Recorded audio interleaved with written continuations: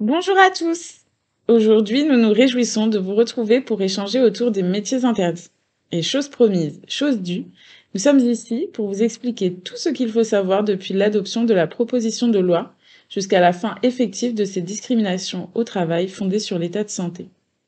Et pour ceux qui n'auraient pas eu l'occasion d'écouter notre première audio, moi c'est Adèle, je suis juriste à la Fédération et je suis accompagnée de Manon, notre responsable des affaires publiques. Nous étions toutes deux présentes à l'Assemblée nationale il y a quelques semaines.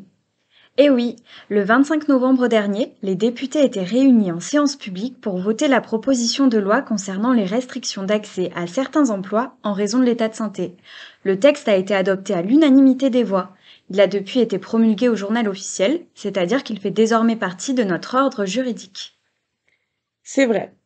Mais Manon, cela ne signifie pas pour autant que les métiers ne sont plus interdits à compter de la promulgation du texte. Tu as raison.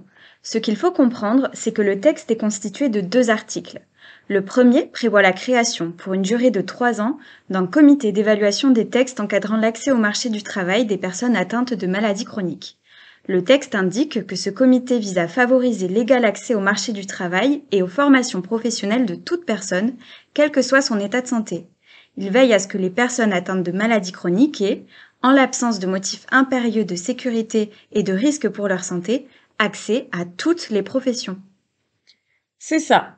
En pratique, les membres de ce comité doivent recenser les textes encadrant l'accès aux formations et emplois réglementés, évaluer leur pertinence et les actualiser.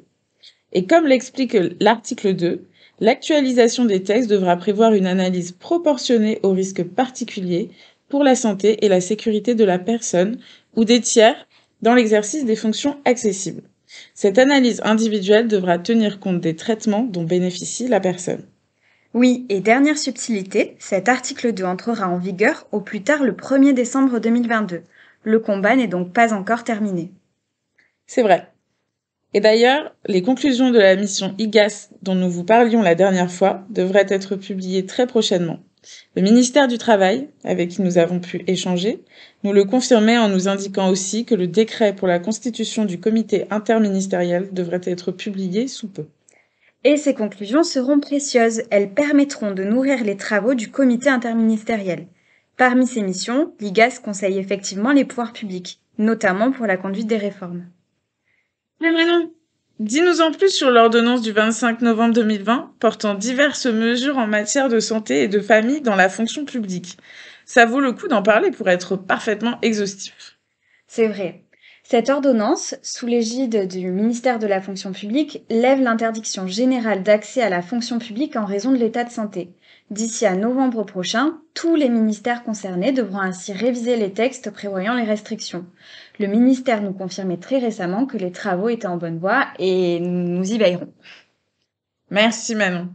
Allez, arrêtons-nous là, il nous faut libérer l'antenne. Merci à tous pour votre attention. Nous espérons avoir répondu à vos questions principales. Si ça n'était pas encore le cas, ou que vous avez besoin d'une analyse plus personnalisée de votre situation, n'hésitez pas à nous contacter via l'adresse juriste@fédérationdesdiabétiques.org. À bientôt! À bientôt!